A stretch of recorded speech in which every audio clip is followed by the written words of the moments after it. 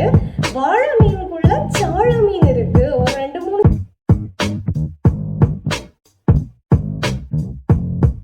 அடிப்பொலியான fish கறி பார்க்க போறோம். மறக்காம பாருங்க, ரொம்ப டேஸ்டியா இருக்கும். சமைக்க போற மீன் இதுதான்.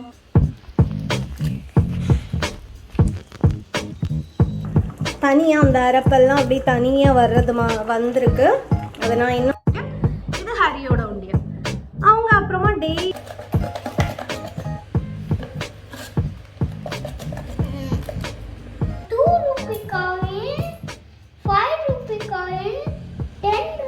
கவுண்ட் பண்ணி ஆன்சர் கொடுத்துடலாமா? விஷ்ணு உன்னோட டோட்டல் அமௌண்ட் என்ன? வணக்கம், நான் தான் உங்க சிந்துஜா. இது சிந்தூஸ் ஃபன்லைஃப் சேனல். ஸோ சமையலறை அப்படின்னாலே பெண்களுக்குரியது இல்லையா மோஸ்ட்லி. ஸோ இதில் ஒவ்வொருத்தங்களுக்கு ஒவ்வொரு வேலை பிடிக்கும், பிடிக்காம இருக்கும். அதில் எனக்கு என்ன வேலை பிடிக்கும்னு பார்த்தீங்கன்னா, மீன் கழுவுறதுன்னா எனக்கு ரொம்ப பிடிக்கும். அது எந்த மீனாக இருந்தாலும் சரி, மீன் கழுவுறது ரொம்ப பிடிக்கும். ஒரு சிலருக்கு மீன் கழுவுற வேலை மட்டும் பிடிக்காது, ஏன்னா அது டர்ட் ஆகும் அப்படின்னு சொல்லிட்டு. நமக்கு அப்படி இல்லை, அதுக்குள்ளே ஆராய்ச்சி பண்ணுறது, முட்டை இருக்கான்னு பார்க்குறது, ஸோ இந்த மாதிரி விஷயங்கள் ரொம்ப பிடிக்கும். சின்ன வயசில் எங்கள் டேடி ஃபிஷ் கழுவிட்டு இருப்பார், எங்கள் அப்பா. அப்போ அவர் பெரிய பெரிய மீன்கள் வாங்கிட்டு வருவார். அப்போ ஒரு பெரிய வாழை மீன் வாங்கிட்டு வந்தார். வாழை மீனுக்குள்ள சாள மீன் இருக்குது. ஒரு 2-3 சாள மீன் இருந்தது. அதை பார்த்த நாளில் இருந்தே எனக்கு அந்த மீன் கழுவுற ஒர்க்குன்னா ரொம்ப பிடிக்கும். இன்னைக்கு வரைக்கும் அப்படிதான் ஃபேவராக அதை செய்துட்ருக்கேன். எங்கள் வீட்டு பக்கத்துல எல்லாம் சித்தியெல்லாம் மீன் வாங்கினாங்கன்னா, தாங்க சித்தி நான் கழுவி தரேன்னு சொல்லிட்டு அந்த மீன் கழுவுற ஒர்க்கை மட்டும் நான் பண்ணி கொடுப்பேன். அந்த அளவுக்கு எனக்கு ஃபிஷ் கழுவுறது ரொம்ப பிடிக்கும். ஓகே, அதனால் இன்னைக்கு நாகர்கோவில் ஸ்டைலில் மசாலாஸ் எல்லாம் போட்டு இன்னைக்கு ஒரு ஃபிஷ் கறி, அடிப்பொலியான ஃபிஷ் கறி பார்க்க போகிறோம். மறக்காமல் பாருங்கள், ரொம்ப டேஸ்டியாக இருக்கும். டைஜஷன் ப்ராப்ளம்ஸ் உள்ளவங்களுக்கெல்லாம் இந்த மாதிரி ஃபிஷ் ப்ரிப்பேர் பண்ணி சாப்பிட்டீங்கன்னா செம்மையாக இருக்கும். பண்ணலாம் வாங்க. போகிற மீன் இதுதான்.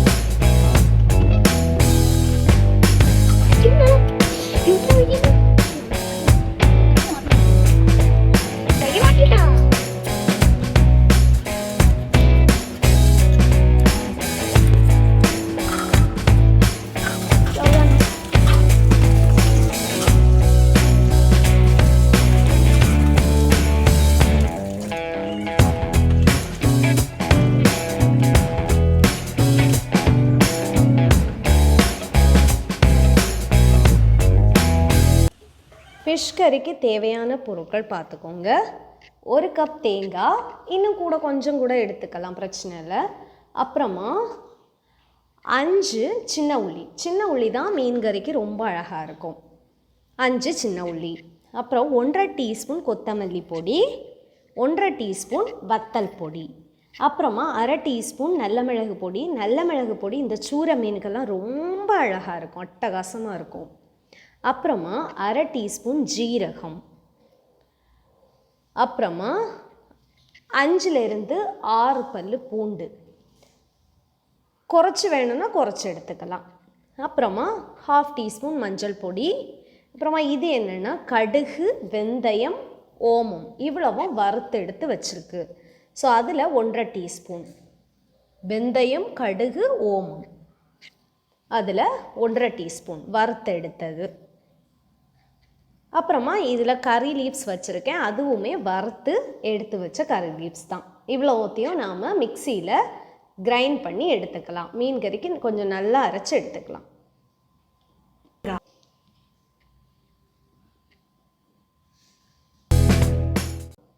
ஓகே, நாம் இப்போது அரைச்சி எடுத்த அந்த மசாலாவை மீனுக்குள்ளே சேர்த்துடலாம். அப்புறமா நெல்லிக்காய் அளவுக்கு புளி தண்ணி வச்சுருந்தோம் இல்லையா, அதையும் சேர்த்துடலாம். இதில் அப்புறமா தேவையான அளவு உப்பையும் சேர்த்துருங்க. அப்போவே சேர்த்துடணும். அதுக்கப்புறமா மிளகா, இதுதான் இந்த குண்டு மிளகு, பொந்து மிளகுன்னு எங்கள் ஏரியாவில் சொல்லுவாங்க. இந்த மிளகு தான் மீன் கறிக்கு ரொம்ப அழகாக இருக்கும். இதையும் நாம் 5 6 நம்மளுடைய காரத்துக்கு தகுந்தால போட்டுட்டு அடுப்பை வற்ற வச்சிடலாம். பாருங்கள், 5 minutes கழித்து நல்லா கொதி வருது.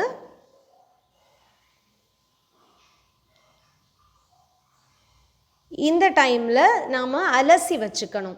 அலசிட்டு கொஞ்சம் சிம்மில் வச்சுக்கணும். கறியை சிம்மில் வச்சுட்டு ஒரு 15 minutes to 20 minutesக்கு அப்புறமா தான் அலசி விட்டுட்டு இறக்கணும். நம்ம வெயிட் பண்ணலாம் ப்ரிப்பேர் ஆகிற வரைக்கும். இதுதான் நம்மளோட விஷ்ணுவர்தன், இது வந்து நம்மளோட ஹரிவர்தன். ஸோ 2 பேருக்குமே ஒரு பெரிய ஆசை என்னென்னா சைக்கிள் வாங்குறது. கொஞ்சம் பெரிய சைக்கிள் வாங்கித்தாங்க அப்படின்னு சொல்லிட்டு கொஞ்ச நாளாகவே என்கிட்ட அடாமசி பண்ணிகிட்டே இருந்தாங்க. அப்போ நான் என்ன சொன்னேன்னா, நீங்கள் வந்து ரூபா வந்து சேமித்து வைங்க, நீங்கள் ரூபா சேமிக்கிறதுலேருந்து எடுத்து நாம் சைக்கிள் வாங்கலாம் அப்படின்னு சொல்லிட்டு சுசீந்திரம் கோயிலுக்கு போயிட்டு வரும்போது ஆளுக்கு ஒரு உண்டியல் வாங்கி கொடுத்தேன் நான். இது விஷ்ணுவோட உண்டியல், இது ஹரியோட உண்டியல். அவங்க அப்புறமா டெய்லியும் நம்ம வெளியே போயிட்டு வரும்போதும் சரி, வீட்டில் இருக்கும்போதும் அம்மா ரூபாதாங்க அப்பா ரூபாதாங்கன்னா 2 பேர்த்தையும் வாங்கி போட்டு நிறைச்சி வச்சுருந்தாங்க. ஸோ இன்றைக்கி ஓரளவு என்ன பண்ணியிருக்குன்னா உண்டியல் வந்து நிறைஞ்சிருக்கு. ஸோ அதை தான் நாம் இன்னைக்கு எவ்வளோ ரூபாய் வந்திருக்கு அப்படிங்கிறத பார்க்க போகிறோம். அதுலேயும் இந்த உண்டியல் விஷயத்துலேயே நிறைய கோல்மாலெல்லாம் நடக்கும். இவன் ரூபாவை அவன் எடுக்கிறது, அவன் ரூபாவை இவன் எடுத்து மாற்றுறது, அப்படி நிறைய விஷயங்கள் நடந்தாலும் அவங்களுக்கு அந்த சேமிக்கணுங்கிற ஒரு ஆர்வம் வந்து இந்த உண்டியல் மூலமாக வந்திருக்கு. சரி, இன்னைக்கு அவங்க விருப்பத்தோடு தான் நாம் இன்னைக்கு கட் பண்ணி பார்க்க போகிறோம். எவ்வளோ ரூபா சேர்த்துருக்காங்க, சைக்கிள் வாங்க தேருமா அப்படின்னு பார்க்கலாம். நீ வந்து அவனோட உண்டியலை கட் பண்ணுறான். கட் பண்ணு மக்களே. தட்டு.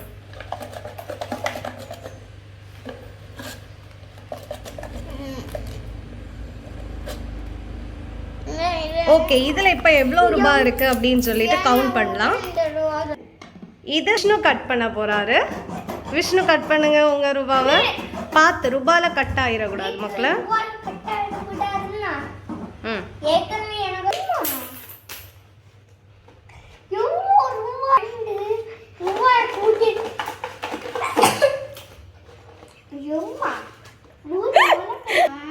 சரி சரி.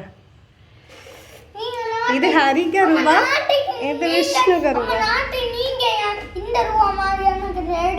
பாரு, விஷ்ணுக்கு ஹரிக்க இப்போ ஒரு கேம் வைக்க போறேன்.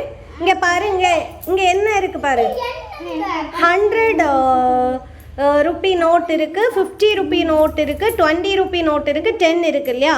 உங்க கையில இருக்கிறதுல 100 ரூபி நோட் எடுத்து 100 ரூபிக்கு மேல வைக்கணும்.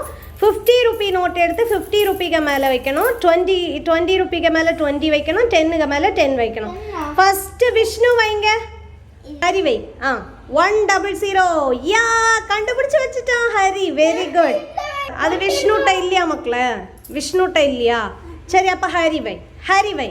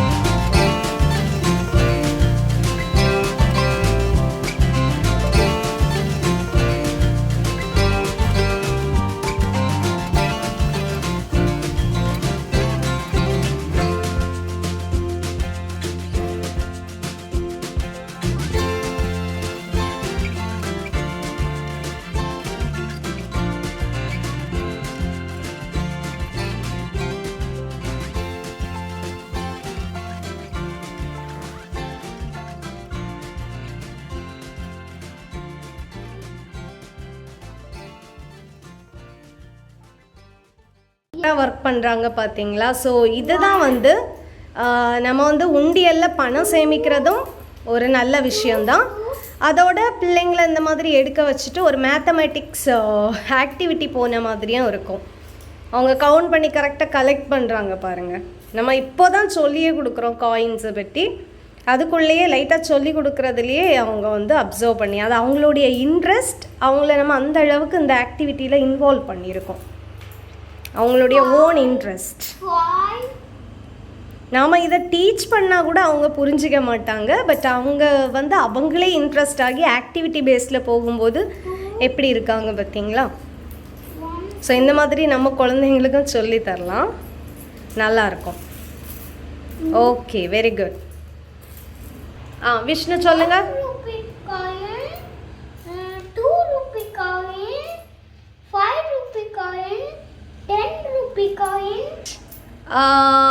Hari, what about you Hari? Hari சொல்லுங்க. இது வந்து 1 ரூபி காயின், இது 2 ரூபி காயின், இது 5 ரூபி காயின், 10 ரூபி காயின். உன்னோட விஷ்ணு உன்னோட டோட்டல் அமௌண்ட் என்ன? 850. 850. 850. Okay, very good. ஹரிக்கு எவ்வளவு? எனக்கு இப்ப 480. 480 மக்களே. சரி, 83. Very good. அப்போ இதில் விஷ்ணு தான் கூடுதலாக சம்பாதிச்சிருக்கீங்களா?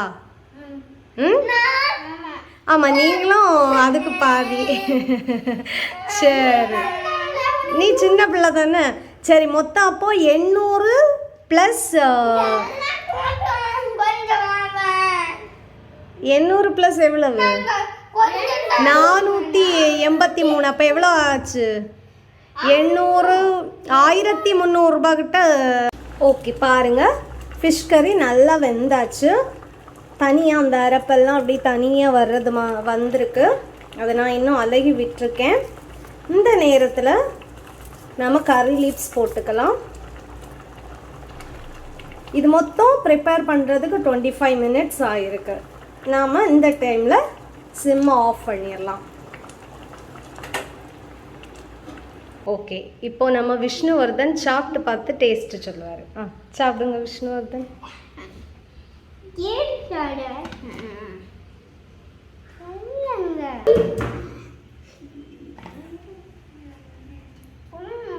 எப்படி இருக்கு? ரொம்ப அழகா இருக்கா? முகத்தை காட்டுங்க. Thank you so much for watching.